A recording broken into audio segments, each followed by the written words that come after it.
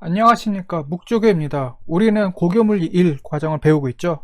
그동안 전기와 자기장에 대해 함께 공부했는데요. 이번 시간부터는 세 번째 단원 정보와 통신에 대해 함께 공부해 보도록 하겠습니다. 정보통신이란 말은 현대에서 흔하게 사용되고 있죠. 그래서 굳이 정보통신이 무엇인가 라고 제가 말씀드리지 않아도 여러분들도 잘 알고 있을 것입니다. 정보통신 또는 ICT라는 말이 널리 사용되기 시작한 때는 그렇게 오래되지 않았어요. 한 30년 정도 됐거든요. 누구에게는 아주 오래된 역사겠지만은 누구한테는 비교적 최근의 일로 여겨지는 그전 정도의 시간입니다. 정보를 주고받는 데에는 전파가 사용되고 있죠. 전파에는 빛도 포함이 됩니다. 정보를 주고받는 일, 통신하는 과정을 살펴보기 전에 그것을 전달하는 과정인 파동에 대해 살펴볼 필요가 있겠습니다. 중학교 다닐 때 우리가 지진파에는 P파와 S파가 있다는 걸 배웠죠. 근데 중학교 다닐 때 과학 시간에 또는 종파와 횡파가 있다는 말도 들어봤을 겁니다. P파와 S파라는 이게 비단 지진파에만 있는 게 아니라 빛과 소리에도 찾아볼 수가 있습니다. 먼저 소리와 빛을 통해서 파동의 성질을 공부하고 그것을 이용해서 정보가 어떻게 전달되고 저장되는지 함께 살펴보도록 하겠습니다. 우리는 소리와 빛을 함께 공부합니다. 소리와 빛은 모두 파동이거나 파동적인 성질을 띠고 있기 때문에 소리와 빛을 함께 뭉뚱그려서 이제 함께 공부하는 거죠. 우리에게는 친숙한 소리와 빛을 가지고서 먼저 파동에 대해 공부하는 겁니다. 그래서 파동적인 측면에서 소리에 대해 알아보겠고요. 그 다음에 빛에 대해 살펴볼 텐데요. 우리가 흔히 빛을 파동으로 이렇게 생각을 하고 있거든요. 빛이 파동적인 성질을 띠고 있는 건 맞습니다. 하지만 빛을 파동으로만 볼 수 없는 특징들을 갖고 있는데 파동으로 설명할 수 없는 빛의 특징에 대해 한번 우리 다섯 번째 단원인 광전 효과 태양 전지를 통해서 함께 익혀보도록 하겠습니다. 정보를 전달하는 정파의 특성을 이해하기 위해서 소리를 통해서 한번 그것을 공부해 보도록 하겠습니다. 우리는 소리를 음파라고도 하고요. 또 소리는 종파라는 파동으로 전달이 됩니다. 진동이라는 말 많이 쓰고 있죠. 스마트폰에서 우리는 진동 모드가 있잖아요. 그러니까 연주 회장이나 병원 회의장 같은 곳에서 이제 조용함이 필요한 곳, 정숙함을 유지해야 되는 곳에서 이제 안내 방송이 나옵니다. 휴대폰을 꺼 놓으시거나 진동으로 해 놓으세요. 이런 말을 많이 듣죠. 굳이 안내 방송 나오지 않더라도 우리가 에티켓으로 그런 데서는 휴대폰 이렇게 꺼 놓거나 진동 아니면 무음으로 해가지고 이제 방해되지 않게 하죠. 우리들이 무심히 쓰는 진동이라는 말은 제자리에서 왕복 운동을 반복적으로 하는 것을 말합니다. 그러니까 진동이 무슨 뜻이냐 하면은 제자리에서 왕복 운동을 반복적으로 하는 것이다 라는 거죠. 휴대폰을 진동을 해 놓으면 휴대폰을 진동시키는 부품이 휴대폰을 이제 떨게 하면서 어디 가지 않고 제자리에 있잖아요. 그러니까 휴대폰이 막 떠는데 어디로 막 저 멀리 가지 않고 그냥 제자리에서만 계속 이게 떨고 있잖아요. 그걸 떠올리면 되겠습니다. 또 파동이라는 말이 있는데 파동이 뭐냐면요, 진동이 퍼져나가는 것을 말합니다. 파동에는 두 가지 종류가 있는데 조금 전에도 이렇게 얘기했듯이 횡파와 종파 두 가지가 있습니다. 우리가 파동을 이제 그림으로 그리면 오르락 내리락 하는 곡선을 그리기 마련인데요. 수학의 삼각함수에서 사인 함수처럼 나타나는 파동을 우리는 횡파라고 합니다. 긴 용수철을 위아래로 흔들면 산마루 같은 게 이동을 합니다. 그걸 볼 수 있죠. 용수철을 위아래로 진동하는데, 그러니까 우리는 이제 용수철을 위아래로만 이게 흔들고 있는데 파동은 오른쪽으로 진행을 하고 있죠. 이게 횡파의 모습입니다. 즉 여기서 우리가 왼쪽에서 용수철을 위아래로 흔들면은 용수철이 위아래로 쭉 가는 게 아니라 이게 나와 있는 마루라고 표시되어 있죠. 산마루, 이게 왼쪽에서 오른쪽으로 이동하는 것을 우리가 볼 수가 있습니다. 그러니까 우리는 위아래로 흔들고 있는데 파동은 왼쪽에서 오른쪽으로 가고 있죠. 이렇게 진동하는 방향과 파동의 진행 방향이 서로 다른 것을 파동을 우리는 횡파라고 합니다. 횡파는 용수철뿐만 아니라 우리가 바닷가에서 이제 파도 치는 모습을 통해서 쉽게 경험할 수가 있습니다. 우리가 파도 치는 모습을 보면은 파도는 해변을 향해서 쭉 달려오잖아요. 근데 바닷물이 계속 우리 해변을 향해 오나요? 그렇진 않죠. 쭉 지켜보면 알겠지만 파도는, 그러니까 바닷물 자체는 위아래로만 이렇게 움직이고 있는데 파도는 우리 해변을 향해서, 우리를 향해서 쭉 달려오고 있습니다. 또 여러분들이 경험을 해보셨는지는 모르겠는데, 이제 집에서, 여름철에 집에서 돗자리를 깔고 하거든요. 지금도 깔고는 있는데, 그래서 이 돗자리 위에 있는 면들을 설려고 위아래로 돗자리를 막 흔들어요. 그러면 돗자리에서 이제 이렇게 그림에서 보듯이 마루가 생기면서 파동이 이제 자기한테 먼 쪽으로 파동이 퍼져 나가잖아요. 그때 돗자리가 이렇게 그쪽 자기한테 먼 쪽으로 움직이나요? 그렇지 않죠. 파동은, 돗자리는 위에서 아래로만 이렇게 진동하고 있고, 이 마루만, 산마루만 자기한테 먼 쪽으로 이렇게 움직이고 있죠. 이게 횡파의 특성입니다. 파동에는 횡파가 있고 또 중파가 있다고 말씀드렸죠. 여기 그림에서 보듯이 용수철을 좌우로 이게 진동을 시키면은요, 파동은 왼쪽에서 오른쪽으로 이동을 합니다. 근데 아까 횡파는 우리가 용수철 위아래로 흔들었는데 여기서는 앞뒤로 흔듭니다. 즉 왼쪽 오른쪽 이렇게 앞뒤로 흔들게 되면 진동 방향하는 축과 파동이 진행하는 축이 서로 같은데 이런 파동을 우리는 종파라고 합니다. 그러니까 우리가 손으로 용수철을 앞뒤로 이렇게 흔들고, 그러면 파동도 거기에 맞춰서 앞뒤로 이렇게 앞으로 쭉 이동을 하잖아요. 이처럼 진동 방향과 진행 방향 축이 같은 파동을 우리는 종파라고 합니다. 종파의 대표적인 예가 소리가 있습니다. 음파라고도 하죠. 이 소리가 종파의 대표적인 예입니다. 횡파와 종파에서 나타나는 파동은요, 진폭, 파장과 진동수, 주기로 그 파동의 특징을 설명할 수가 있습니다. 횡파든 종파든 파동은 여기 있는 그림으로 표시를 할 수가 있습니다. 종파 같은 경우는 앞뒤로 이렇게 흔들면 파동도 앞으로 이렇게 전진을 하잖아요. 하지만 그것을 그래프로 이렇게 표시를 할 때는 횡파처럼 이렇게 표시를 합니다. 그러면은 파동에 대해 사용되는 몇 가지 용어에 대해 함께 살펴보도록 하겠습니다. 바다에서 파도를 보면 산마루 같은 게 연달아 바닷가 쪽으로 밀려오는 걸 볼 수 있죠. 물마루처럼 파동에서 솟아오르는 부분을 우리는 마루라고 합니다. 여기 파동 그림에서도 마루가 이렇게 표시되어 있죠. 파도가 칠 때 파도가 이렇게 위에 솟구쳐 오른 부분, 그것을 우리는 마루라고 합니다. 또 우리가 산마루가 있으면 밑에 계곡도 있잖아요. 그래서 속담이 산이 높으면 계곡도 깊다. 근데 그 계곡에 해당하는 부분을 여기서 골이라고 합니다. 그러니까 산 정상에 있으면 골짜기가 있듯이 파동에서도 마루가 있으면 밑에 거의 대응하는 골이 이렇게 있습니다.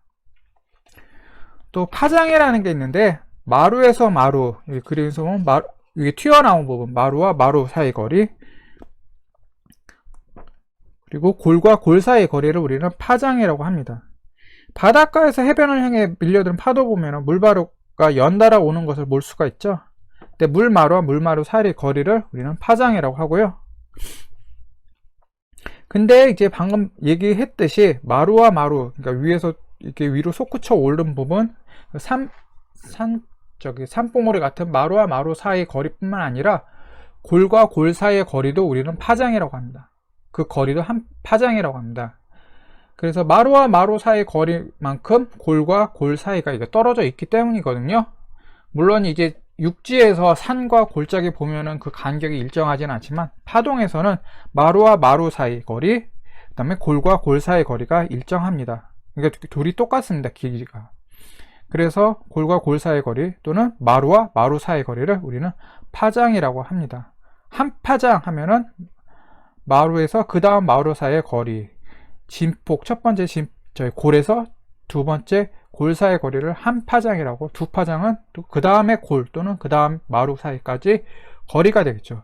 근데 주의할 점은 마루와 골 사이의 거리를 파장으로 이렇게 보면 계산하시면은 이제 안 된다는 거죠. 그러니까 파장을 따질 땐 마루와 마루, 골과 골 이렇게 하셔야 된다는 거죠. 진동수라는 게 있습니다. 진동수는 글자 그대로 진동하는 횟수를 말합니다. 그래서 단순히 진동하는 횟수라고 하면 범위가 너무 넓고 그러니까 좀 구체적으로 정의를 내리면은요, 1초 동안에 진동하는 횟수를 진동수라고 하고, 여기 있듯이 F라고 표시를 하는데, F를 진동수라고 하고, 이거 주파수라고도 합니다. 네, 이것은 이 F는 프리퀀시, 영어의 프리퀀시 첫 글자를 따와서 F라고 합니다. 방금 얘기했듯이 우리는 진동수 F를 진동수라고도 하고 또 주파수라고도 말합니다. 그래서 우리가 라디오 방송이나 텔레비전 이런 거 들을 때 또는 휴대폰 이거 얘기할 때 주파수라고 얘기를 많이 하고 있죠. 그리고 파장은 우리는 보통 람다, 그리스 문자의 람다를 이렇게 표시를 하고 있고요. 파장의 단위는 이제 미터로 이렇게 표시를 합니다. 네, 이거 참고해 주시면 되겠습니다. 그리고 주파수의 단위는 우리는 헤르츠를 사용하거든요. HZ라고. 그래서 라디오 방송인 KBS 1FM에서 서울 지역 주파수는 93.1MHz인데 이는 라디오 전파가 진동하는 횟수가 1초에 이제 93.1메가, 즉 9310만 번 이렇게 진동한다는 소리죠. 그래서 우리가 라디오 주파수를 얘기할 때 메가헤르츠, 즉 MHz라고 얘기를 하는데 앞에 있는 M자, 이것을 메가라고 얘기를 하고 100만을 뜻하는 접두입니다. 킬로미터, 킬로그램에서 앞에 K가 1000을 뜻하잖아요. M자는 메가고요. 근데 G를 쓸 때도 있어요. 기가, 그거는 10억이죠. 옛날에는 이런 거 잘 몰랐는데 요즘은 뭐 정보통신, 컴퓨터, 휴대폰 이런 걸 많이 사용하고 그에 대한 소식들이 많이 나오니까 메가, 기가, 킬로, 이게 이 말이 친구들한테는 익숙할 겁니다. 그래서 2.2GHz는 전파가 1초에 2.2기가번, 즉 22억 번 진동한단 말이죠. 2.2기가니까 앞에 2기가는 20, 그 다음에 0.2는 2억, 그래서 22억 번 진동한다는 겁니다. 진동수 F를 역수로 표시하면 여기 나와 있듯이 F분의 1이 되죠. 이 F분의 1을 우리는 주기라고 합니다.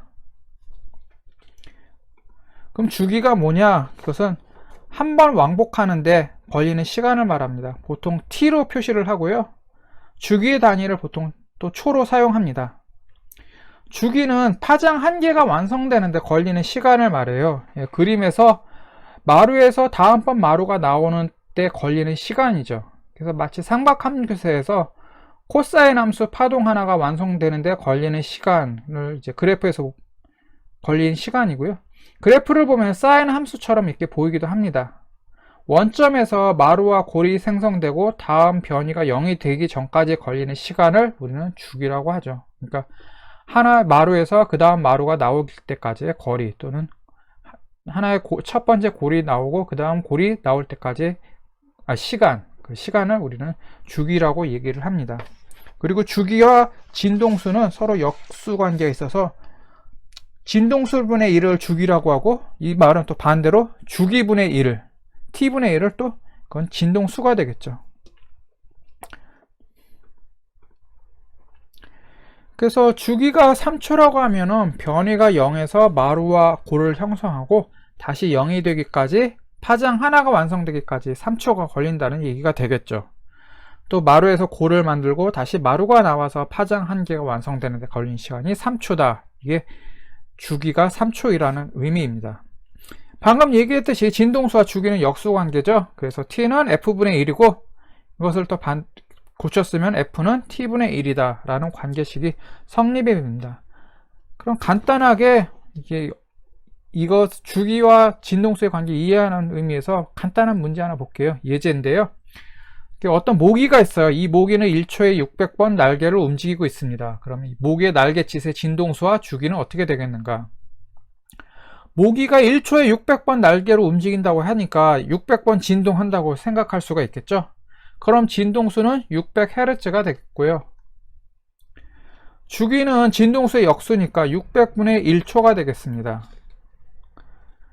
이는 이 600분의 1을 이제 소수로 이렇게 0. 얼마 얼마로 고쳤으면은요, 이것은 0.00167초가 됩니다. 그러니까 모기가 한번 날갯짓 하는데 걸린 시간이 0.00167초라는 얘기죠. 그리고 가청 주파수라는 게 있어요. 여러분들이 뭐 기술 시간에 한번 중학교나 고등학교 기술 시간에 한번 들어봤을 텐데요. 가청 주파수는 이제 사람이 귀로 들을 수 있는 소리의 주파수 범위예요. 여러분 상식으로 알고 있을 겁니다. 그 가청 주파수 범위는 여기 나와 있듯이 20에서 2만 헤르츠인데 이를 이제 우리가 사람의 귀로 들을 수 있다 해서 가청 주파수라고 하고요. 이 진동수, 즉 이 진동수가 20Hz보다 낮거나 아니면 2만 Hz보다 높으면은 이제 가청 주파수 범위를 벗어나니까 우리 사람의 귀로는 그 소리를 들을 수가 없습니다. 자, 소리나는 스피커에 손가락 대보셨나요? 손가락을 대면 스피커에서 떨림을 느낄 수가 있겠죠. 우리가 스피커에서 나는 소리를 들을 수 있는 거는 스피커가 진동을 하고 그것이 공기를 진동시켜 가지고 우리는 공기를 매질로 하는 음파가 이렇게 퍼져나가는 거를 들을 수 있기 때문에 우리 스피커에서 나는 소리를 들을 수가 있습니다. 난타 공연하는 거를 TV나 아니면 공연장에서 혹시 보셨는지 모르겠는데요. 공연자가 북을 치면은요, 북에 있는 물이 이렇게 튀어 오릅니다. 여기 사진에서는 안 나오죠, 그게. 내가 이거 사진을 찍을 때는 그런 거 염두에 두지 않고 이게 연기하는 사람들 모습에만 중점을 둬서 이게 물이 튀어 오르는 것까지는 제가 신경 쓰지 못했어요. 또 이제 했다 하더라도 이게 여기 사진에 잘 나오지 않았겠죠. 우리가 북소리를 들을 수 있고 북에 있는 물이 튀어오르는 것을 볼 수 있는 것은 북을 치면은 북이 이제 진동을 해가지고 그 진동에 의해 북 위에 있는 물방울이 튀어오르기 때문이죠. 그리고 이제 소리를 듣는 과정도 북이 진동을 하면은 우리가 채로 이제 북을 쳐서 북을 진동시키면은 거기에 맞춰서 공기가 진동하고 또 공기가 진동하면서 소리를 전달하기 때문에 우리는 소리를 들을 수가 있는 겁니다. 이처럼 공기에 의해서 소리가 퍼져나갈 때 공기는 한 곳에서 진동만 할 뿐 직접 이동하지는 않습니다. 그러니까 북 위에서 북을 쳤을 때 북 위에 있는 공기가 진동을 했는데 그 진동한 공기가 멀리 퍼져나가지는 않고요. 그냥 계속 진동을 하고 그 자리에서 진동만 한다는 거죠. 거기에 바로 위에 있는 공기가 진동하고 그러면 그 옆에 있는 공기가 또 진동하고 이런 식으로 진동이 이렇게 퍼져나가는 거죠. 즉 파동만 이렇게 퍼져나간다는 거예요. 다시 바닷가에서 파도 치는 모습을 우리가 생각해 보면은요, 파도가 해안가로 몰아치고 있는데 바닷물 자체는 제자리에서 위아래로만 이렇게 진동하고 있잖아요. 그러니까 바닷물이 이제 위아래로만 떨지 해변가에 있는 모래사장까지 몰려들지는 않습니다. 계속 몰려들면은 해안가는 계속 이제 바닷물에 잠기게 되잖아요. 참고로 우리 전기를 쓸 때 우리 교류 전류를 사용하고 있습니다. 그건 뭐 상식으로 다 알고 있죠. 가전기기나 전자제품 내부에서는 직류 전류를 쓰고 있는데 우리가 이제 가전제품, 그러니까 바깥에서 전봇대를 통해서 집으로 이렇게 끌어들이는 전기는 교류 전기입니다. 그래서 발전소에서 만들어진 전기가 집까지 전달될 때는 교류 전기고요. 발전소에서 만든 교류 전류는 전자 자체가 이동하는 게 아니라 전기 에너지가 이동을 하는 겁니다. 그러니까 구리선 안에 있는 전자가 막 이동을 해가지고 발전소에서 있던 전자가 전선을 통해서 우리 집까지 쭉 오는 게 아니라 전기 에너지라는 그 에너지가 파동을 통해서 움직인다는 겁니다. 그게 이제 교류 전류의 원리예요. 그렇게 에너지가 전달되면 이제 가전제품 안으로 이제 교류 전류가 들어오잖아요. 그럼 가전제품 안에서는 그게 직류로 바뀌어서 그 기계 안에서 직접 전자가 움직이고 있습니다. 공기가 좌우로 진동을 해서 소리가 전달되는데 공기가 좌우로 모이면은 좌우에 모이게 되면은 조밀한 부분, 그림에서 보듯이 조밀한 부분이 생기고 좀 멀어지게 되면 성긴 부분이 이렇게 생기게 됩니다. 이렇게 모아진 부분, 빽빽한 부분을 우리 밀한 부분이라고 하고요. 또 성긴 부분은 우리 소한 부분이라고도 합니다. 용수철을 위아래로 흔들지 않고 밀고 당기기를 통해서 파장을 만들면요, 용수철에 모여서 밀한 부분이 생기고 상대적으로 용수철이 성기게 된 소한 부분이 이렇게 생기는 것처럼요, 이때 밀한 부분과 다음 밀한 부분 또는 소한 부분과 다음 소한 부분까지 거리를 우리는 파장으로 정의를 합니다. 횡파에서는 파장이 산마루에서 마루, 골에서 골, 이렇게 쉽게 눈으로 볼 수가 있는데, 종파에서도 설명을 이렇게 정확하게 보이긴 보이는데, 그림에서 보듯이 보이긴 보이죠. 근데 횡파처럼 눈에 확 들어오지는 않죠. 그래서 하지만 종파에서도 파장은 밀한 부분에서 밀한 부분, 즉 횡파의 마루에 해당하는 거고, 마루의 골에 해당하는 소한 부분과 소한 부분, 요 사이의 거리를 우리는 파장이라고 합니다. 그래서 종파에서는요, 밀한 부분과 다음 밀한 부분, 그리고 소한 부분과 다음 소한 부분까지 거리를 파장으로 정의를 합니다. 횡파에서 마루와 마루 사이를 이제 파장으로 정의를 했잖아요. 그것처럼 여기서는 밀한 부분과 밀한 부분을 파장으로 정의를 합니다.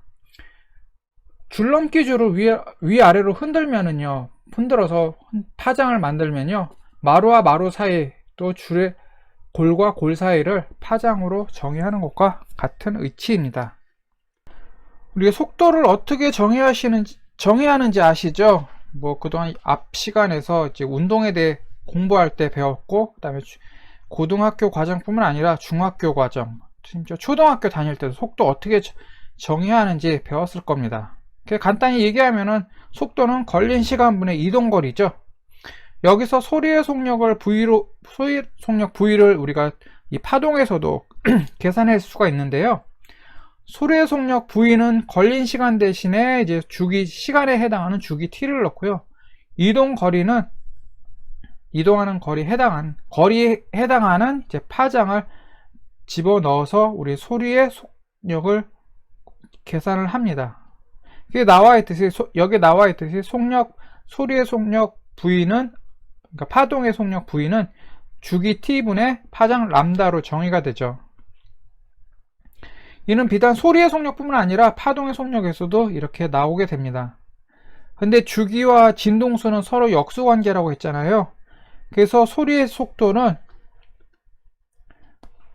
주기 T 대신에 진동수 F를 써줘서 T분의 1을 F로 바꿔서 여기 나와 있듯이 V는 진동수 F 곱하기 파장 람다로 이렇게 구할 수가 있습니다. 즉 진동수와 파장의 곱도 파동의 속도가 되는 거죠. 또 예제 하나 잠깐 볼게요. 피아노에서 중간음인 라의 진동수는 440Hz입니다. 상원에서 공기 중의 소리의 속력이 340m/s일 때 라 음에 해당하는 소리의 파장이 얼마가 되는가, 그걸 구하는 건데요. 방금 전에 소리의 속력, 즉 파동의 속력은 진동수 곱하기 파장이라고, 즉 진동수 F 곱하기 파장 람다라고 방금 했잖아요.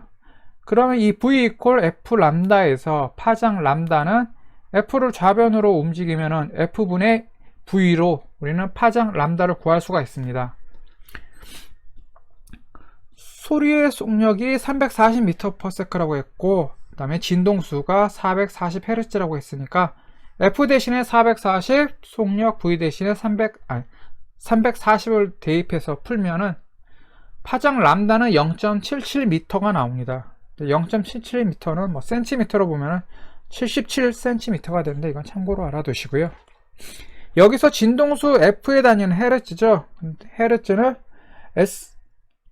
S분의 1로 바꿔 쓸 수가 있습니다. 그럼 분자 분모에 S분의 1, 즉 시간 초분의 1이 약축분돼서 이제 미터라는 단위 저기 소리의 속력 340m/s에서 미터만 남게 됩니다. 참고로 우리는 상온을 20도라고 얘기를 하는데, 20도씨에서 소리의 속력은 정확히 말하면 343m/s입니다. 여기서는 340으로 놓고 계산을 했죠. 다음 예제 하나 더 볼게요. 번개가 번쩍 친 다음에 약 3초 후에 천둥 소리가 들렸다. 번개가 친 곳은 약 몇 미터 떨어진 곳인가? 라는 건데, 우리가 초등학교 다닐 때 자연 시간에 뭐 이런 거 문제 많이 접했을 겁니다. 번개가 치고 나서 천둥 소리가 바로 나는 경우도 있고, 번개 치고 나서 조금 시간 지난 뒤에 천둥 이렇게 소리가 들리기도 하는데, 그 둘 사이에, 번개와 천둥 사이의 시간 간격을 가지고서 우리는 어디에 벼락이 쳤느냐, 어디에 번개가 쳤느냐, 그거 계산하는 걸 해봤죠. 그거예요, 그 문제. 다시 한번 이 문제를 풀어보면요,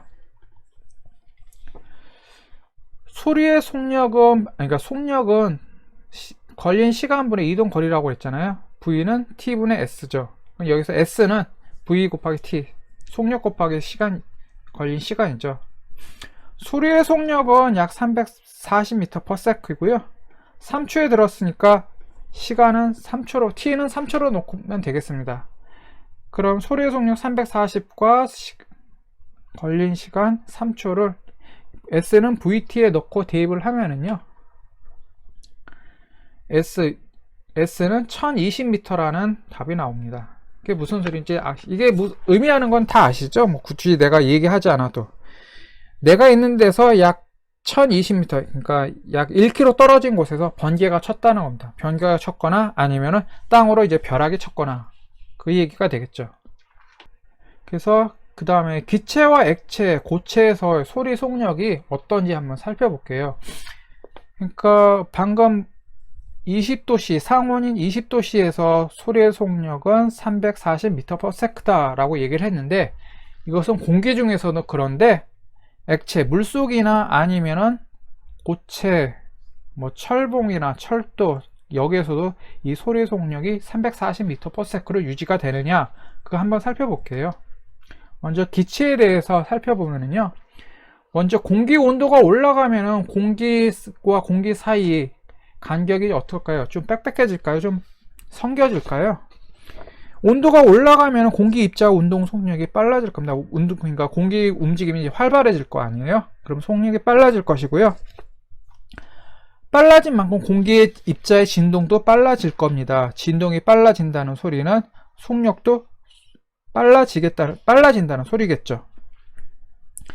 그래서 우리가 상온에서는 상온 20도에서는 343m/s 라고 얘기를 했는데, 이제 온도에 따라서 이게 속력이 조금씩 달라서 0도씨일 때는 소리의 속력은 331m/s고요. 20도씨일 때는 343m/s입니다. 그래서 온도 변화에 따른 소리의 속력을 우리는 수식으로도 표현을 하는데, 이제 과학자들이 이 관계식을 밝혀냈습니다. 옛날에요. 근데 우리는 그 관계식을 그냥 익히고 이제 써먹기만 하면 되는 거죠. 그래서 온도에 따른 소리의 속력을 이제 수식으로 표현하면은 여기 있듯이 속력 V는 331.45 더하기 0.6 곱하기 T. T는 섭씨 온도입니다. 절대 온도 뭐 0도가 273켈빈, 아니면 이제 화씨 온도, 섭씨의 0도에 해당하는 32F 도, 이렇게 하는 게 아니라 그냥 섭씨 온도를 넣고 대입을 하면 됩니다. 그리고 331.45는 공기가 0도씨일 때, 기온이 0도씨일 때 소리의 속력이죠. 이것을 기준으로 하는데, 그러니까 위에서는 소리의 속력, 0도씨일 때 소리의 속력을 331m/s라고 했는데, 실제는 정확하게는 331.45m/s라는 것이죠. 그럼 공기가 아닌 기체에서의 소리 속력은 어떨까요? 우리는 공기라고 우리가 일상에서 생활하는 공기 속에서는 이렇게 되는데, 우리 일상생활에서 이런 공기가 아니라 기체, 그러니까 수소면 수소, 산소면 산소, 뭐 이산화탄소면 이산화탄소, 이럴 때 소리 속력은 어떠한가 한번 살펴볼게요. 온도와 압력이 같은 조건에서 공기보다 가벼운 기체에서 소리의 속력은 어떻게 달라지는지 살펴볼게요. 기체 종류마다 이게 좀 소리의 속력이 다르다는 소리겠죠. 그래서 온도와 압력이 일정할 때요, 기체 분자의 운동은 질량이 작을수록 활발해집니다. 기체 운동이 활발하다는 것은 기체 분자의 진동이 빨라진다는 거고, 이것은 곧 소리 속력이 빨라진다라는 의미이기도 하겠죠. 그래서 헬륨 기체인 경우에 0도씨에서 헬륨 기체가 있을 때 그 안에서 소리의 속력은 공기 중에 속력 331m/s보다 훨씬 빠른 970m/s고요. 수소 기체 같은 경우는 그보다 더 빨라서 1270m/s입니다. 헬륨의 원자 번호가 뭐냐면은 헬륨의 원자 번호가 2번이거든요. 이 소리는 뭔 소리냐면 헬륨이란 원자에는 양성자가 2개 있다는 소리예요. 수소는 양성자가 하나 있죠. 그래서 수소는 원자 번호가 1번입니다. 양성자가 1개 있어서. 헬륨은 2개 있고 양성자가 2개 있고 수소는 양성자가 1개 있으니까 수소가 더 가볍죠.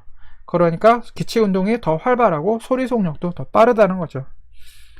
수소든 헬륨이든 간에 0도씨에서의 소리 속력보다는 훨씬 빠르다는 것을 알 수가 있겠죠. 그리고 소리의 속력은요, 매질이 액체나 고체일 때 더 빨라집니다. 공기 중일 때는 이 정도인데 이제 액체나 고체일 때는 더 빨라진다는 거죠. 그래서 물속에서는 약 4배 정도, 그리고 그러니까 철에서는 약 15배 정도 빠르다고 합니다. 그래서 강철에서는 소리의 속력이 5941m/s고요. 알루미늄에서는 소리의 속력이 6420m/s입니다. 우리가 강철, 쇠에다가 쇠를 둥둥둥 두들기면은 거기서 나는 소리가 초속 5941m로 이렇게 쭉 퍼져나가는 거죠. 이제 공기 중에서 들을 때는 331m/s인데요. 그래서 지금은 그런 장난 안 하는데 옛날에는 이제 기차가 오는지 안 오는지를 이제 기차가 울리는 기차의 엔진이나 기적 소리로 이렇게 듣는 것보다 귀를 이제 기차 철로 위에다 귀를 갖다 대고서 거기서 나는 소리로 기차가 오는지 안 오는지를 확인을 했어요. 그 소리가 철도를 통해서, 철길을 통해서 듣는 소리가 공기중을 통해서 기적 소리나 공기중을 통해서 나오는 기적 소리나 기차 엔진 소리를 듣는 것보다 더 빠르기 때문이죠. 근데 그렇게 하면 매우 위험하기 때문에 옛날에는 학교 선생님이 이제 학생들한테 그 기차길 위에다가 귀를 갖다 대서 기차가 오는지 안 오는지 확인하지, 그런 장난 하지 말라라고 그렇게 가르쳤습니다. 그리고 공기와 액체 고체라는 매질에 따라서 소리의 속력이 이렇게 쭉 달라지는 이유는요, 그 이유를 먼저 살펴보기 위해서 먼저 복원력이라는 개념부터 살펴보도록 하겠습니다. 복원력이 뭐냐, 쉽게 생각하면 복원하는 힘이겠죠. 그것을 조금 고상하게 했죠. 이제 과학적으로 설명을 하면은요, 복원력은 물체가 변형됐을 때 그 물체를 원래 상태로 되돌리려고 하는 힘을 복원력이라고 합니다. 이건 과학 시간이잖아요. 물리 시간이니까 그 복원력은 이렇게 정의가 되는데, 그러면 실제 어떻게 계산이 되는지 우리는 물리 시간이기 때문에 그걸 식으로 표시를 합니다. 그 식이 뭐냐면 복원력 F는 마이너스 K 곱하기 델타 X입니다. 여기서 K는 용수철 상수, 여기서는 용수철이라고 했는데 굳이 용수철이 아니더라 다른 복원하는 그 각각 물질에 해당하는 상수가 있겠죠. 그리고 델타 X는 변형된 길이입니다. 그러니까 얼만큼 변형되느냐에 따라서 복원력은 변형된 길이에 따라 복원력이 달라진다는 거죠. 여기 이 식에서는 용수철이 늘어나거나 줄어들었을 때 복원력에 의해서 원래 상태로 돌아간다는 거죠. 용수철 복원력 F는요, 용수철 상수 K와 용수철의 변형된 길이에 비례한다는 것을 우리가 알 수가 있습니다. 앞에 마이너스 부호가 붙었잖아요. 이것은 용수철의 변형된 길이의 방향의 반대 방향으로 복원력이 작용한다는 것을 의미합니다. 지금 용수철을 쭉 늘렸어요. 그러면 복원된다는 것은 용수철 길이가 다시 줄어든다는 거죠. 그러면 용수철이 늘어났던 그 방향과 반대 방향으로 복원력이 작용하기 때문에 우리는 복원력 F를 표시할 때 앞에 마이너스 부호를 붙여주는 겁니다. 이 식에서 보면 알 수 있듯이 복원력은 용수철 상수 K에 비례하고 용수철의 변형된 길이 델타 X에 비례하니까 용수철 상수 K가 커지면 커질수록 복원력 역시 커질 겁니다. 복원력이 커진다는 것은 용수철을 늘렸을 때 재빨리 이게 제자리로 돌아간다, 원래 상태로 돌아간다는 소리겠고, 용수철을 그냥 용수철이 아닌 매질로 봤다면은 파동의 속력이 빨라진다는 것을 의미하기도 합니다.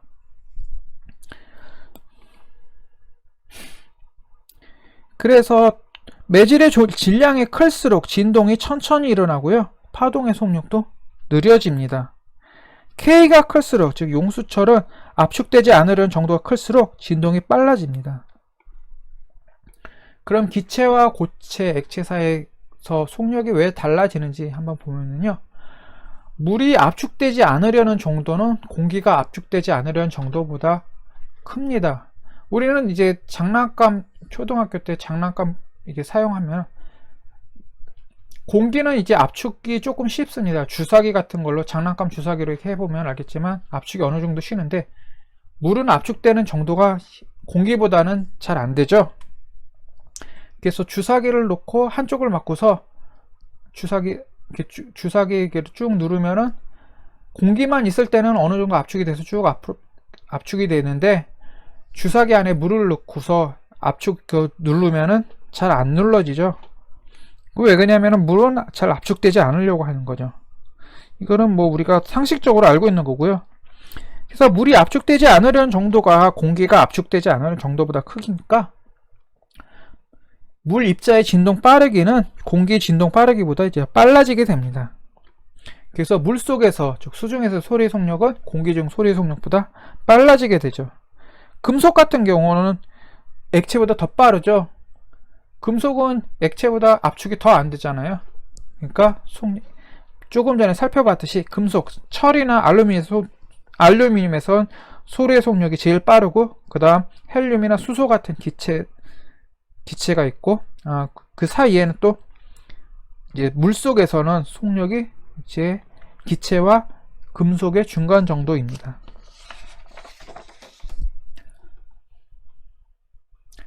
파동의 속도는 V는 진동수 F 곱하기 파장 람다라고 정의를 했죠. 그래서 그럼 여기에서 진동수 F가 클수록 V 값은 어떻게 될까요? 여기 V와 F는 서로 비례 관계에 있으니까 F가 커지면은 V도 커지겠죠. 그래서 진동수가 크면은 그에 따른 파동의 속도도 커지게 됩니다. 용수철의 진동주기를 살펴볼게요. 용수철 진동주기 T는 2파이 곱하기 루트 K분의 M인데요. M은 용수철에 매달린 질량이 되겠습니다.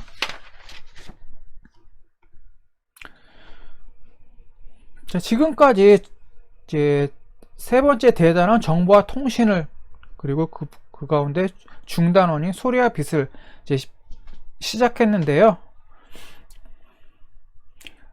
그 가운데 첫 번째로 소리의 특징과 속력에 대해 살펴봤습니다. 그래서 즉 파동에 대해 살펴봤는데 소리는 역시 종파라는 파동이잖아요. 그래서 파동이 무엇인가? 기체에서는 이 음파가 어떻게 전달되는가? 그리고 속력이 그 파동과 주기, 그 다음에 진동수의 이런 관계식을 살펴봤고 이 파동의 속도가 쭉 일정한 게 아니라 기체와 액체, 고체 사이에 각각 다르고 또 기체의 경우 온도에 따라 또 기체의 종류에 따라 다르다는 것을 우리는 살펴봤습니다. 자, 이번 시간에는 이제 소리의 특성과 속력에 대해 살펴봤는데 다음 시간에는 이제 소리 반사와 굴절, 즉 파동의 성질을 좀 더 살펴보겠는데 이제 소리 반사와 굴절, 그 다음에 꺾이는 회전을 통해서 파동의 성질을 좀 더 살펴보도록 하겠습니다. 수고 많으셨습니다. 다음 시간에 뵙겠습니다.